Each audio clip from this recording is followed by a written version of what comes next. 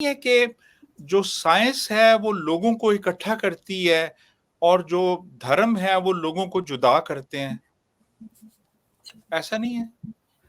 देखिए, जो सनातनी धर्म है वो तो पूरा साइंस पर बेस्ड है, वो लोगों को जुदा नहीं करता।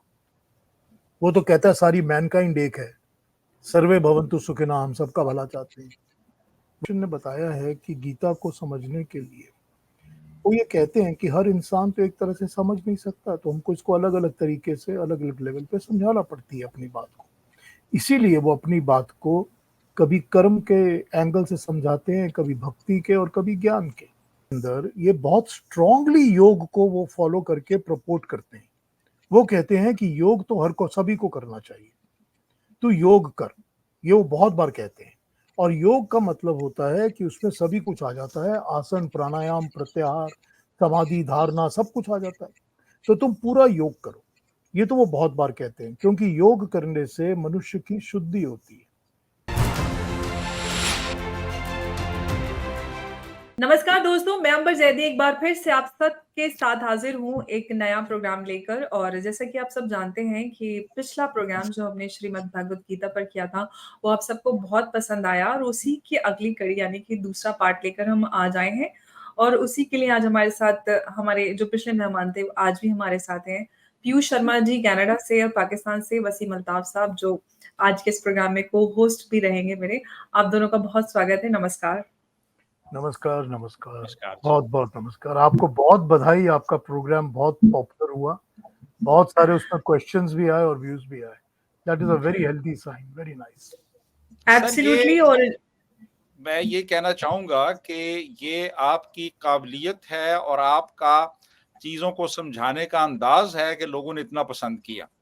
उसमें बहुत ही सिंप्लिसिटी थी और बड़े कॉम्प्लेक्स जो कॉन्सेप्ट्स थे उनको आपने बहुत आसान जुबान में लोगों तक पहुंचाया और इसी वजह से वो इतना पॉपुलर हुआ।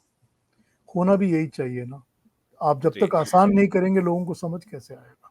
जी बिल्कुल। कॉम्प्लेक्स को कॉम्प्लेक्स करना तो बहुत एब्सोल्युटली आसान है आसान करना ही मुश्किल है। सही बात है, ऐसे ही। जी। और पीयूष जी, जो सबसे बड़ा सवाल और जो सबसे ज्यादा पूछा गया सवाल कहें या डिसएग्रीमेंट कहें जो लोगों की तरफ से आया वो ये कि आपने कहा था पिछले एपिसोड में कि भगवान श्री कृष्ण खुद को ये कहते हैं कि मैं भी एक मनुष्य हूँ, जिसको लोगों ने बहुत बड़ा ऐतराज जताया। उन्होंने कहा कि भगवान श्री कृष्ण गीता में खुद कहते हैं कि मैं ईश्वर हूँ और मैं ही एक परम ईश्वर वो शक्ति हूँ। इस सवाल को लेकर बहुत सारे लोगों ने, मैं इतने कमेंट्स भी नहीं पढ़ पाई, लेकिन मैं सबसे पहले चाहती हूँ कि आप इस सवाल पे को एड्रेस करें या फिर आप जो भी क्लैरिफिकेशन इस पर देना चाहते हैं। जरूर जरूर जरूर जरूर। देखिए, हमारे सनातन धर्म की सबसे बड़ी खूबी यही है कि we don't have a dictate, no diktat. मतलब इट्स नॉट कि you have to follow this and you can not be anything else. तो होता ये है कि जिसका जैसा होता है वैसा वो फॉलो करता है। हर इंसान अलग है, every human being is different, and every human being के दिल में ईश्वर नाम की चीज के लिए कितनी क्या भावना है, क्या है, वो सब अलग अलग है। सो इसीलिए हम ये एक्सेप्ट करते हैं that everybody will go bye their own heart and believe what they want to believe. So एक बात तो ये है कि I cannot force my views on anybody, and it's not acceptable that nobody forces any views on nobody. सनातन धर्म में तो we accept everything कि सारी ठीक है, जैसा तुमको ठीक लगे वो करो, अल्टीमेट गोल एक ही होना चाहिए। तो हमारे तो बड़ा सिंपल ये है और कुछ नहीं है, इसलिए हम लोग कोई डिक्टेट तो करते नहीं। तो मैं ये कह नहीं सकता कि जो मैं कह रहा हूँ वही 100% करेक्ट है, मानना ही पड़ेगा। अब जो मैं कह रहा हूं उसके पीछे जो लोगों को तो ये लगता है कि भगवान कृष्ण ईश्वर हैं या परमात्मा हैं और वो कह रहे हैं मैं हूं, तो मुझे उन सब लोगों से ये पूछना है कि वो फिर अगर उनको भगवान या परमात्मा मानते हैं तो उनकी बताई हुई कितनी बातों को जिंदगी में फॉलो करते हैं, या कि सिर्फ घर में एक स्टैच्यू रखी है या एक फोटो रखी है और अगरबत्ती जलाते हैं और जन्माष्टमी के दिन में मिठाई बांटते हैं और बस खुश रहते हैं। Then it does not make any difference. अगर आप उनको अपना आइडियल मानते हो, ईश्वर मानते हो, तो उनकी बताई बातों को फॉलो करो। जब उनकी बताई बातों को फॉलो करोगे तो जो मैं कह रहा हूं वो सब समझ आ जाएगा। सारी बात यह है कि अगर मैं आपको बताऊं कि 4th चैप्टर में, 6th चैप्टर में, 16th के अंदर, 9th के अंदर इतनी जगह उन्होंने ये दो अलग अलग तरीके से बातों को पेश किया है, तो आप कहेंगे नहीं ये श्लोक की ट्रांसलेशन आप ये कर रहे हो, मैं ये करता हूं, उसने ये की है। We will be only getting into arguments, उसका फायदा नहीं है। जहां पर भगवान कृष्ण परमात्मा की बात करते हैं और वो कहते हैं वो अव्यक्त है और वो व्यक्त हो ही नहीं सकता, इसका क्या मतलब है? मतलब है वो अव्यक्त, जिसको कि ना हम देख सकते हैं, ना फील कर सकते हैं, ना टच कर सकते हैं, ना समझ सकते हैं, क्योंकि he is not there, you cannot understand him like that. और जो भी चीज व्यक्त है वो परमात्मा नहीं है। तो व्यक्त क्या है? व्यक्त वो चीजें हैं जो कि ये प्रकृति या ये नेचर से बनी है। तो जो भी क्रिएट होती है चीज वो व्यक्त होती है, क्योंकि उसको हम देख सकते हैं, छू सकते हैं, पकड़ सकते हैं, उसका एहसास कर सकते हैं। लेकिन जिसका कोई एहसास कर ही नहीं सकते, ना छे देख सकते हैं, ना पकड़ सकते हैं, वो अव्यक्त है। तो या तो तुम अव्यक्त की प्रार्थना पूजा कर रहे हो, पर आराधना कर रहे हो, या तुम व्यक्त की कर रहे हो। फिर वो कहते हैं कि जब तुम देवताओं की प्रार्थना और पूजा करते हो तो तुमको देवता मिलते हैं, परमात्मा नहीं मिलता।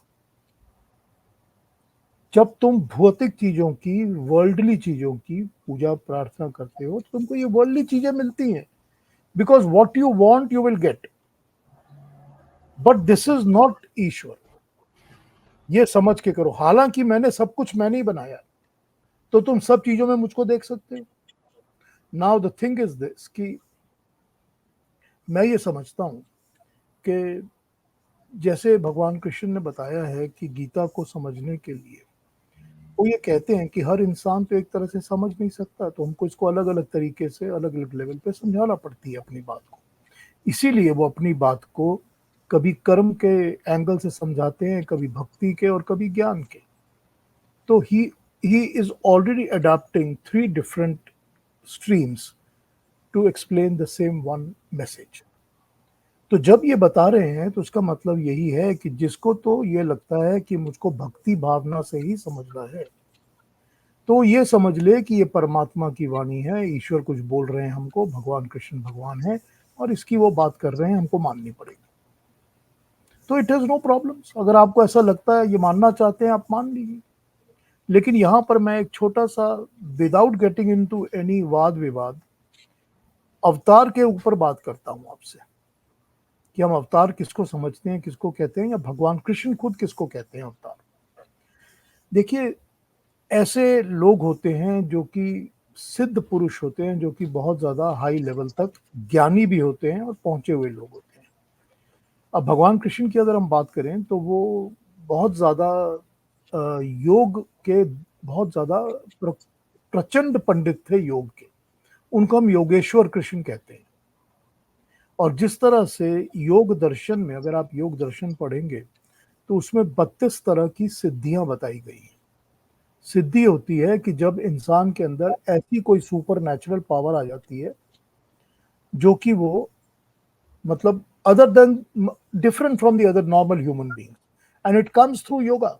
होता है ये मैंने देखा भी हुआ है। तो 32 सिद्धियां जिसको मिल जाती हैं उसको योग पुरुष कहा जाता है या योग ईश्वर कहा जाता है। तो भगवान कृष्ण के अंदर वो 32 की 32 सिद्धियां थी। उन सिद्धियों में क्या होता है? उन सिद्धियों में महिमा, लघुमा, ऐसे नाम है सबके, आप पढ़ सकती हैं, योग दर्शन में दिया हुआ है सारा।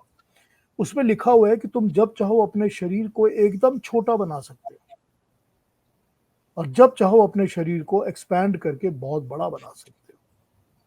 तुम जब चाहो एक जगह से दूसरी जगह, टाइम ट्रैवल जिसको कहते हैं, बिना चले फिरे जाके पहुंच सकते हो। मेरा दिल करे कि मैं अब आंख बंद करूं और दिल्ली पहुंच जाऊं तो मैं दिल्ली पहुंच जाऊंगा। ये पावर आ जाते हैं, इसको सिद्धि कहते हैं। तो जब ये सिद्धियां आ जाती हैं किसी मनुष्य के अंदर, तो प्रकृति उसको कंट्रोल नहीं करती, वो प्रकृति को कंट्रोल करता है। ये बहुत इंपॉर्टेंट चीज है, इसको समझिए। हम सब प्रकृति के कंट्रोल में पैदा होते हैं, उसी में जीते हैं। नेचर, मदर नेचर कंट्रोल्स अस। हमको भूख लगती है, हमारे शरीर में खाना चाहिए, हमको सब कुछ करना पड़ता है। हम जो चीजें बोरो करते हैं नेचर से, यूज करते हैं, घर में रहते हैं, सब चीजें हम बोरो करते हैं, वर्ल्ड हम सारी प्रकृति से ही बोरो करते हैं, नेचर से ही बोरो करते हैं, उसी में हम जीते हैं। वो हमको कंट्रोल करती है। किस तरह करती है? इस तरह करती है कि जब बारिश आती है तो हमको भीगना होता है, जब धूप होती है हमको गर्मी लगती है, सर्दी लगती है, और हमको भूख लगती है। हमको भूख की मिटाने के लिए प्रकृति की हेल्प लेके ही कुछ खाना पड़ता है। हम सब प्रकृति के ऊपर डिपेंडेंट है। तो जब तक हम प्रकृति के ऊपर डिपेंडेंट है, प्रकृति हमको कंट्रोल कर रही है। लेकिन जब सिद्धियां आ जाती हैं मनुष्य के ऊपर, वो प्रकृति को कंट्रोल नहीं करती, उसको प्रकृति को वो कंट्रोल करता है। जब वो प्रकृति को कंट्रोल करता है तो जब उसका दिल करता है वो थोड़ी देर के लिए सनसेट को डिले कर देता है। ठीक? तो होता क्या है? क्योंकि वो प्रकृति को कंट्रोल कर रहा है, तो फिर जब उसका दिल करता है वो अपने आप को बहुत बड़े शेप में, साइज में दिखा सकता है कि मैं विराट पुरुष हूं, कि मैं एक छोटा नॉर्मल मनुष्य नहीं हूं, तुम मुझको पकड़ नहीं सकते, मैं तुम्हारे हाथ में नहीं आऊंगा, क्योंकि मैं 25, 40, 100 फुट ऊंचा इंसान हो गया हूं। क्योंकि वो प्रकृति को कंट्रोल कर रहा है, वो कर सकता है इन सब चीजों को। अब जो भी चीजें ऐसी होती हैं जिसको वो कर सकता है और हम नॉर्मल ह्यूमन बींग्स उसको नहीं समझते, उसका ही नाम माया है। माया इल्यूजन नहीं होती, it is not illusion, it is reality. Reality जो कि हम और आप नॉर्मल आदमी नहीं कर सकते, वो मनुष्य कर सकते हैं जिनके पास सिद्धियां हैं। तो जो ऐसी आत्माएं होती हैं जिनको की सिद्धियां मिली हुई होती हैं और उनको मोक्ष मिल जाता है, यानी कि उनको जन्म बंधन से मुक्ति मिल जाती है, तो वो अपनी इच्छा से जन्म लेते हैं। जब उनका दिल करता है, उनकी इच्छा होती है, तब वो जन्म लेते हैं, और वो जन्म लेकर भी प्रकृति को अपने कंट्रोल में रखते हैं। उसको हम अवतार कहते हैं, वो अवतरित है। अब भगवान कृष्ण खुद कहते हैं यहाँ पर कि ईश्वर का कोई रूप नहीं है, कोई रंग नहीं है, उसका साइज नहीं है, वो जन्म नहीं लेता, वो मरता नहीं है, वो नित्य है, परमानेंट है। अगर वो खुद कहते हैं जन्म नहीं लेता, मरता नहीं है और परमानेंट है, तो फिर आप आर्ग्यूमेंट्स में क्यों पढ़ते हो इसकी? अब यहाँ मैंने आपको बिल्कुल शुरू में कहा था कि अगर गीता को समझना है तो इसको इस लेवल पर ही समझना पड़ेगा कि एक इंसान इंसानों की बात कर रहा है, हम सब की बातें कर रहा है, नॉर्मल ह्यूमैनिटी के क्वेश्चंस पूछ रहा है, और दूसरा इंसान वो बता रहा है जो उसको परमात्मा की वाणी बता रही है, वो आंसर्स दे रहा है जो उसको ईश्वर की तरफ से प्राप्त हो रहे हैं, मिल रहे हैं, ट्रांसमिट हो रहे हैं, सो टू से। तो अगर आप इस तरह समझेंगे तो गीता का ज्ञान आपको पल्ले पड़ेगा। अब ये आप ज्ञान के लेवल पर लेना चाहते हैं तो इस तरह समझिए। अगर आप लेना चाहते हैं कि हम सिर्फ भक्ति के लेवल पे लेना चाहते हैं तो ठीक है, कोई बात नहीं, उसको आप परमात्मा समझ लीजिए, भगवान कृष्ण को, और उनकी उसी बातों को फॉलो करिए, मगर मैसेज को फॉलो करिए ना, यही तो जरूरी है ना। तो यहाँ पर I think this is what I would like to say about this question. इसमें मैं किसी के साथ आर्ग्यूमेंट्स नहीं करना चाहता।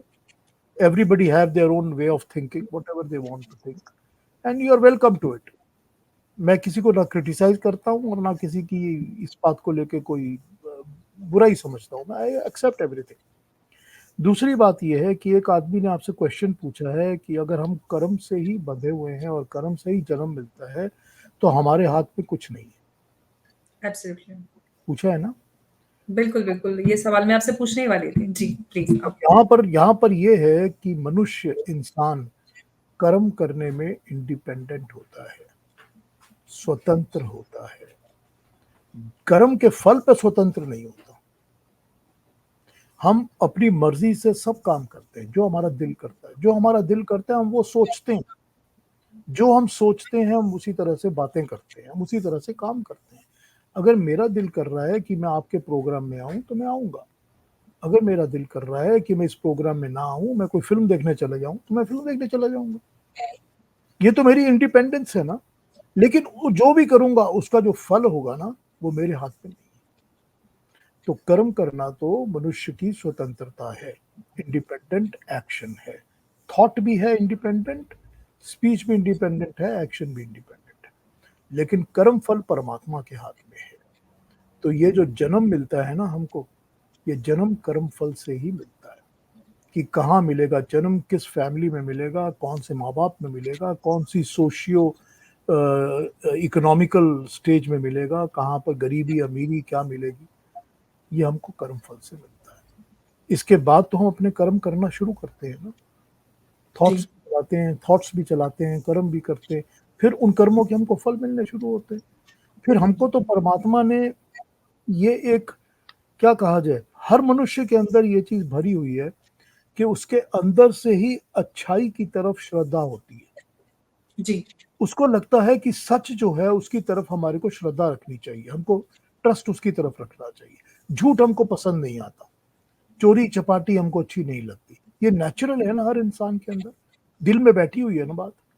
तो परमात्मा ने तो ये अंदर दिया ही हुआ है कि तुम अच्छाई की तरफ चलो। तो जब अच्छाई की तरफ चलोगे तो और भी अच्छे कर्म करोगे, अच्छे फल मिलेंगे। इसी जन्म में अगर हम अच्छे कर्म करते हैं तो हमको अच्छे फल तो मिलते हैं ना। अगर हम चोरी चपाटी करेंगे तो हमको जेल जाना पड़ेगा। अगर हम अच्छे कर्म करेंगे, अच्छे काम करेंगे तो हमको कोई बुरे फल नहीं मिलेंगे, अच्छे फल मिलेंगे।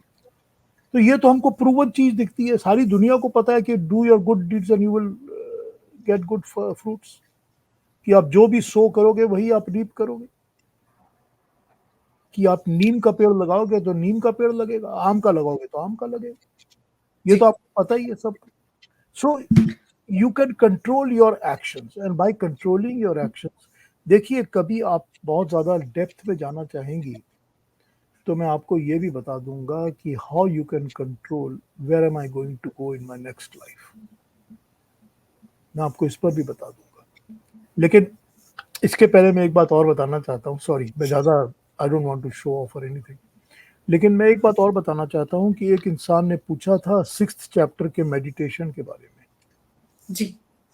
मैं मेडिटेशन के बारे में इन डिटेल आपको पूरी तरह से समझा सकता हूँ, how to and what to. और अगर आप चाहेंगी तो मैं आपके साथ एक पूरा एक इंडिपेंडेंट, अगर पब्लिक में इंटरेस्ट हो तो मैं एक डेफ़िनेटली लोगों को बहुत इंटरेस्ट आ रहा है। बहुत सारे लोगों ने डिमांड की है कि आप इसको कंटिन्यू रखिएगा और हम चाहते हैं कि आगे भी इस पे जो हमें गीता का ज्ञान है वो इसी तरह से मिलता रहे। तो हम डेफ़िनेटली इनफैक्ट एक सजेशन तो वो आया भी और मैंने आपको भेजा था कि पूरे 18 के 18 अध्यायों के एक-एक श्लोक की समीक्षा की जाए और इस तरह के भी बहुत सारे सजेशंस आए हैं कि स्कूलों में भी सिलेबस में पाठ्यक्रम में इसको शामिल किया जाए ताकि लोगों के अंदर, बच्चों के अंदर वो वैल्यूज़ और वो सारी चीज़ें हम इनहेरिट कर सकें। जी, वसीम साहब बहुत देर से कुछ पूछना चाह रहे हैं आपसे। जी देखिए मेरे 2 सवाल हैं। पहला सवाल ये है कि मज़ाहिब या मुख्तलिफ जो धर्म हैं, इन्होंने इंसानों को कौन-सी ऐसी चीज़ बताई जो मज़ाहिब के आने से पहले इंसानों को मालूम नहीं थी? और दूसरा ये कि क्या एक सनातन धर्मी जो है, वो नास्तिक हो सकता है? पहली बात तो ये है कि नास्तिक होना तो आपकी अपनी, क्या कहा जाए उसको, राइट है, आप हो सकते हो जिसको भी जो होना है वो हो सकता है। तो या आप ये कह सकते हो, देखिए देखिए मैं एक बड़ी बात हमेशा कहा करता हूँ कि ऐसा कोई इंसान जो कि जिंदगी में कभी किसी मंदिर में नहीं गया, जिसने कोई कभी पूजा पाठ नहीं की, कोई अगरबत्ती नहीं जलाई, कोई दिया नहीं जलाया, कभी कुछ नहीं किया, कोई किताब नहीं पढ़ी, लेकिन वो कहे कि मैं बड़ा पक्का हिंदू हूं, तो उसमें कोई प्रॉब्लम नहीं, हम तो कहेंगे हाँ भाई तू हिंदू है, क्योंकि टर्म्स कंडीशंस तो होती नहीं कोई भी। तो यहां पर अगर आप अपने मन से कहना चाहते हो कि मैं नास्तिक हूं, तो ठीक है, आप नास्तिक हो सकते हो, अगर दिल करे तो हो जाओ, आपको मना कौन कर सकता है। लेकिन जो नास्तिक होता है वो भी तो उसकी एग्जिस्टेंस को एक्सेप्ट करके ही नेगेट करता है ना। मतलब उसने ये तो मान लिया कि परमात्मा नाम की कोई चीज है जिसको मैं मानना नहीं चाहता ठीक है ना, ये तो उसने मान लिया ना, तो इसीलिए वो नास्तिक तो है ही नहीं ना। पर ठीक है, अगर आप नास्तिक होना चाहो तो हो सकते हो। अब दूसरी आपकी जो आपका फर्स्ट क्वेश्चन है, देखिए फिर वही बात, मेरा पर्सनल व्यू है ये, मैं ये समझता हूँ कि आज के दिन के जितने भी चल रहे हैं ना, पंथ, धर्म, रिलीजन, जो भी नाम से आप बुलाइए, ये सब कंट्रोल फ्रीक्स हैं। ये सब यही चाहते हैं कि हम एक बहुत लार्ज पॉपुलेशन को किस तरह कंट्रोल करें, अपनी मुट्ठी में रखें, इनको इसमें से बाहर ना निकलने दे, आजाद ना होने दे। अगर ये आजाद ख्याल हो गए तो फिर हमारी कदर कौन करेगा? तो पकड़ के रखो। क्यों पकड़ के रखो? क्योंकि ये हमारी एक बहुत बड़ी मार्केट है, ये हमारे प्रोडक्ट्स खरीदते हैं, हम इनके पैसों को यूज करते हैं, हम इनके थ्रू पावर में आते हैं, हम इनके थ्रू सारी दुनिया में अपनी इंपॉर्टेंस दिखाते हैं कि हम कितने बड़े हैं। तो ये हमारी ईगो को तो सेटिस्फाई करते ही हैं, हमारी नीड्स को भी करते हैं। तो ये सारे के सारे जो हैं ये कंट्रोल फ्रीक्स हैं जो चल रहे हैं आजकल, कि इस पॉपुलेशन को इस तरह कंट्रोल करो, उसको इस तरह कंट्रोल करो, कि तुम ये करोगे तो ये हो जाएगा, वो करोगे तो ये हो जाएगा। अरे एक बार कम से कम बेसिक नॉलेज की तरफ तो चलो, कि जो ऊपर वाले ने बताया है, कि जो रूल्स रेगुलेशंस उसने बनाए हैं उस पर चलो सिंपल तरीके से, कि जब दूसरे किसी का बुरा करोगे तो तुम्हारे साथ भी बुरा होगा। Don't hurt anybody because you don't want to get hurt yourself. तो जो तुम दूसरे के साथ नहीं करना चाहते हो, अपने पास साथ नहीं होना चाहते हो, वही दूसरे के साथ भी मत करो। तो ये तो बड़ा सिंपल है। तो मेरे को तो लगता है ये सारे के सारे दे आर ओनली, जब जब लोग इनके कंट्रोल से बाहर निकलने लगेंगे, आई डोंट केयर जब लोग इस पर आ जाएंगे ना कि आपके बोले का मैं I don't care what you से, तो ये अपने आप सारे जो बंधन है ना ये ढीले हो जाएंगे सब। हाँ जी जी, जी, वसीम, बिल्कुल। और वैसे आपको आंसर मिला? जी, जी, वसीम, जी। देखिए मैं एक बात बताऊं आपको, गीता में अलग अलग जगह में अलग बातों पर भगवान कृष्ण जो है वो कमेंट्री करते हैं कि आपकी बुद्धि कैसी होनी चाहिए, कि निश्चयात्मक बुद्धि किसको कहते हैं। अब वो किस उस चीज को डिफाइन भी कर देते हैं, उसी तरह बताते हैं भक्ति कैसी होनी चाहिए, फिर मेडिटेशन या आसन लगाने का कैसे होना चाहिए। इन सब चीजों को वो डिफाइन भी कर देते हैं और बता भी देते हैं कि मैं ये क्यों कह रहा हूं, फिर बताते हैं इसका फायदा क्या है, और उसके बाद इसकी मोडस ऑपरेंडी पूरी बता देते हैं कि ऐसे ऐसे ऐसे स्टेप बाय स्टेप करो इस तरह तो ये हो जाएगा। So not only does it tell you how you should become, it gives you a guideline on why and how to do it. तो ये चीज जो है ना गीता के अंदर ये बहुत बहुत ही अच्छी है, कि वो कोई चीज को सस्पेंस के लिए नहीं छोड़ते। ये नहीं कहते कि मैंने कह दिया तो तुमको करना पड़ेगा। वो ये बता देते हैं कि जो मैंने कहा वो क्यों कहा, इसके पीछे बैकिंग क्या है, लॉजिक क्या है, और फिर वो बताते हैं कि हाउ टू अचीव इट, और अचीव करने से फायदा क्या होगा ये भी बता देते हैं। तो ये बहुत ही बेसिक नॉलेज की चीज है, जिसको अगर आप नॉलेज के लेवल पर लेते हो तो you will always gain, you will always gain. हाँ जी। अच्छा जी, सर, ऐसा नहीं है कि जो साइंस है वो लोगों को इकट्ठा करती है और जो धर्म है वो लोगों को जुदा करते हैं, ऐसा नहीं है? देखिए जो सनातनी धर्म है वो तो पूरा साइंस पर बेस्ड है, वो लोगों को जुदा नहीं करता। वो तो कहता है सारी मैनकाइंड एक है, सर्वे भवन्तु सुखिनः, हम सबका भला चाहते हैं, वसुदेव कुटुंबकम, सारा वर्ल्ड हमारा कुटुंब है, हमारी फैमिली है। तो वो तो जुदा करता नहीं किसी को, तो वो तो एक ही रखता है। वो तो कहता है हर प्राणी, every living being, every living being, हर उसमें जिसमें की जान है, प्राण है, वो सब हमारी फैमिली है। वो नेचर की चीजें हैं, हमको उनकी जरूरत है, उनको हमारी जरूरत है, वो सब है। तो वो तो जुदा करता नहीं सर। जो जुदा करे वो समझ लीजिए कि ईश्वरीय धर्म नहीं है, परमात्मा की बनाई चीज नहीं है, तभी जुदा कर रहा है। तो पता नहीं कितनी बार गीता में भगवान कृष्ण समभाव की बातें करते हैं। समभाव का मतलब होता है जो कुछ मैंने बनाया है उन सबको इक्वल समझो, कोई ऊंचा नीचा नहीं है, कोई अलग नहीं है, कोई काला गोरा कुछ नहीं है, सब एक हैं। हर इंसान को एक समझो, हर प्राणी को, मनुष्य को, जाति को, पंछी को, सबको मेरे ही क्रिएशन समझो, सबको एक समझो। समभाव, इक्वालिटी। वो पता नहीं 8-10 बार एक इसी बात पर अलग अलग बातें करते हैं कि सबको एक समझो। सम दृष्टि कहते, एक जैसा देखो सबको। तुम अगर अलग देखोगे तो वो तुमको भी अलग देखेगा, तो यही तुम्हारे अंदर गलत भावना पैदा करेगा। तो सबको एक जैसा देखो। तो हम तो डिवाइड करते नहीं सर, हम तो एक समझते हैं सारी दुनिया को। हाँ जी। जी अंबर, जी, आप कुछ बिल्कुल। उम्मीद पूछना करते हैं चाहेंगे? वसीम जी, मैं एक जो सवाल आया था उसी को मैं पूछना चाहती हूँ पीयूष जी के लिए जो सवाल था। मैं उसको पढ़ने की कोशिश करती हूँ, हिंदी में सवाल है लेकिन मैं उसको थोड़ा-सा उसका क्रक्स निकाल के बता देती हूँ कि पूछ वो ये रहे हैं कि गीता में धर्म का मूल अर्थ कर्म करते रहना अभिप्रेत है और अधर्म का मतलब क्या करते रहना नहीं चाहिए या फिर निषिद्ध है। अध्यात्म का विवरण जीवन व्यवहार में आध्यात्मिक दृष्टि से क्या करें? योग, प्राणायाम, ध्यान कै और कैसे करें? अर्थपूर्ण जीवन का महामार्ग दर्शन गीता न्याय से मिलता है। गीता में हिंदुत्व या हिंदू शब्द नहीं है। ज्ञान मानवता के शुद्धाचरण और कृतज्ञ रहने के लिए है। ये सवाल आपके लिए है कि मतलब ये तो इन्होंने खुद ही अपना जवाब दे दिया है कि ये गीता के अंदर ये बहुत स्ट्रांगली योग को वो फॉलो करके प्रपोट करते हैं। वो कहते हैं कि योग तो हर को सभी को करना चाहिए, तू योग कर, ये वो बहुत बार कहते हैं। और योग का मतलब होता है कि उसमें सभी कुछ आ जाता है, आसन, प्राणायाम, प्रत्याहार, समाधि, धारणा, सब कुछ आ जाता है। तो तुम पूरा योग करो, ये तो वो बहुत बार कहते हैं, क्योंकि योग करने से मनुष्य की शुद्धि होती है, हर चीज उसकी प्यूरिफाई हो जाती है। आसन करने से उसका शरीर ठीक रहता है, प्राणायाम करने से सांसें और बाकी चीजें ठीक रहती हैं। तो ये सारी चीजें बता रहे हैं वो यहाँ पर। और फिर उन्होंने मेरे ख्याल से 4th चैप्टर में कर्म, अकर्म, कुकर्म, विकर्म सब कुछ समझा दिया है कि कर्म क्या होता है। कर्म तो वो होता है जो कि तुझको अपने आप करना ही चाहिए, जो तेरी ड्यूटी है।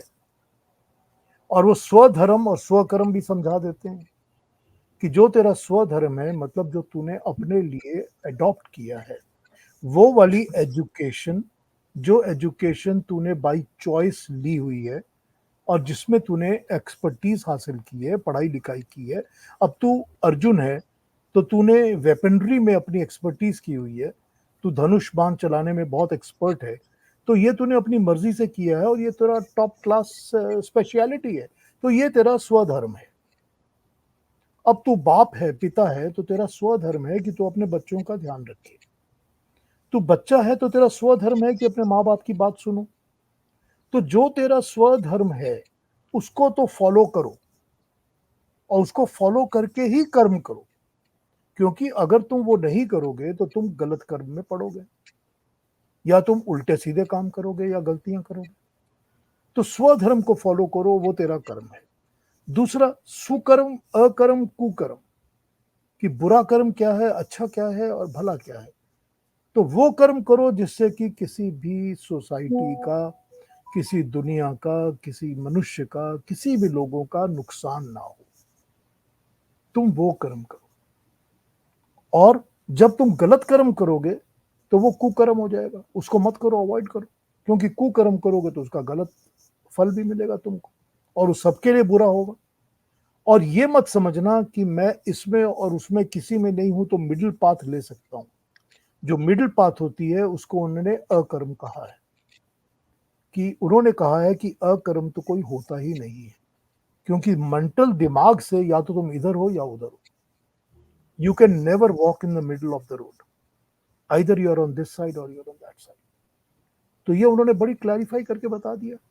तो वो तो प्रोपोगेट करते ही हैं कि योग भी करो, ध्यान साधना भी करो, स्वधर्म के हिसाब से अपने कर्म को करो, अच्छा कर्म करो, वो करो जो कि परमात्मा के नियम के हिसाब से बनाया हुआ है, लोगों के भले के लिए, प्रकृति के भले के लिए, सबके भले के लिए। खराब कर्म करो ही मत। तो इतना क्लियर मार्गदर्शन दिया हुआ है, ये तो सारी सोसाइटी, सारी दुनिया के लिए दिया हुआ है। सारी एक एक चीज आप सोच के देखिए कि सारी दुनिया में तो लोग इसको फॉलो करते ही है ना।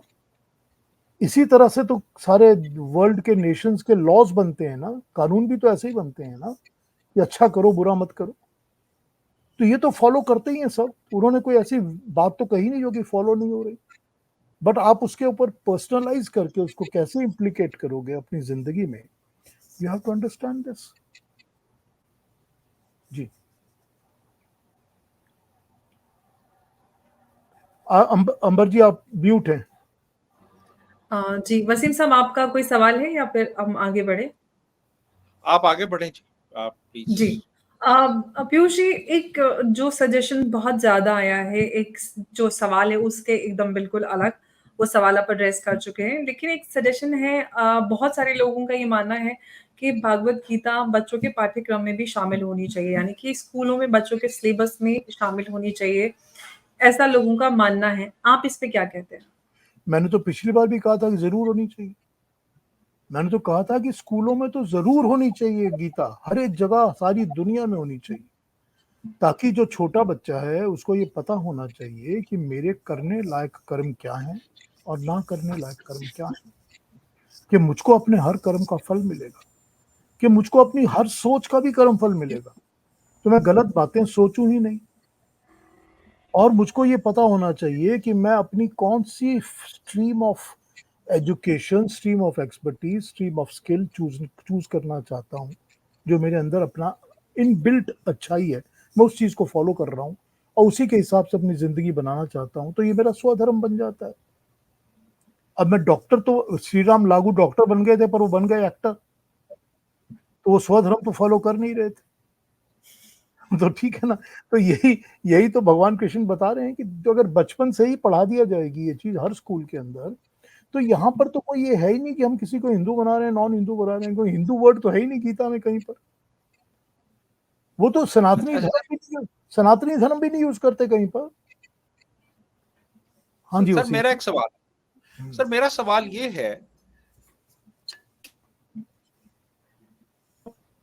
इतने सही अंदाज में चीजों को अप्रिशिएट नहीं कर सकते, तो ऐसा अगर हम करें कि बजाय स्कूलों में पढ़ाने के, जब बच्चा मेच्योर हो जाए, 17-18 साल की उम्र को पहुंचे, तो उसको हम कुछ क्रिश्चियनिटी का भी थोड़ा सा इल्म दें, इस्लाम का भी दें, बुद्धिज्म का भी दें, हिंदुइज्म का भी दें और एथीज्म का भी दें, और उसको कहें कि भाई ये सारे ऑफर कर रहे हैं, तो इनमें से अपनी मर्जी से जो अपनाना चाहते हो वो अपना लो। ये देखिए वसीम उसको साहब, चॉइस दी जाए, उसको वसीम, चॉइस दी जाए बच्चे को। जब बच्चा जब 15, 16, 17 साल का हो जाएगा ना, तो आप उसको ये सिखा ही नहीं सकते, वो भाग जाएगा आपकी क्लास से। ये तो जो सर, चीजें, तो सर ये जो वो बातें हैं ना, ये तो वो तो फिर उसको हम इम्पोज कर रहे हैं ना बच्चे पे, तो हम इम्पोज कर रहे हैं। नहीं, इम्पोज तो आप आप कुछ करना ही नहीं चाहिए ना, इम्पोज तो यही तो नहीं बात है है ना, सारी। तो फिर मेच्योर होने देना उसको, जब मेच्योर नहीं, हो जाए तो मैं फिर आप उसको। अब इसको आप इस तरह देखिए कि अगर वो इंसान, कोई बच्चा बचपन से अगर वो गीता पढ़ता है और वो इन वैल्यूज के ऊपर ही बड़ा होता है, तो उसको बड़े आराम से अपने आप से सारी क्रिश्चियनिटी, इस्लाम, जूडाइज्म सब समझ आ जाएगा, बिकॉज जितने भी बेसिक्स हैं वो सब इसमें दिए हुए हैं। उन्हीं बेसिक्स के ऊपर भी तो बाकी के सारे पंथ रिलीजन्स बने हुए हैं, तो उसको समझने में कोई प्रॉब्लम नहीं होगी। और फिर उसको इसमें भी प्रॉब्लम, देखिए क्यों ऐसा होता है कि जो सनातनी हिंदू या सनातनी धर्म वाले होते हैं वो हर एक धर्म को एक्सेप्ट करते हैं, वो सबके साथ उनका मोहब्बत है, सबके साथ उनकी प्रॉब्लम कुछ नहीं है, सबको मान के चलते हैं। ऐसा क्यों होता है सब? ऐसा इसीलिए होता है क्योंकि सर्वभौम, सबको एक समझना, सबको अपनी फैमिली मानना, ये सनातन धर्म का बेसिक है, जिसके अंदर वो गीता पढ़ेगा तो उसके अंदर आ जाएगी ये चीज।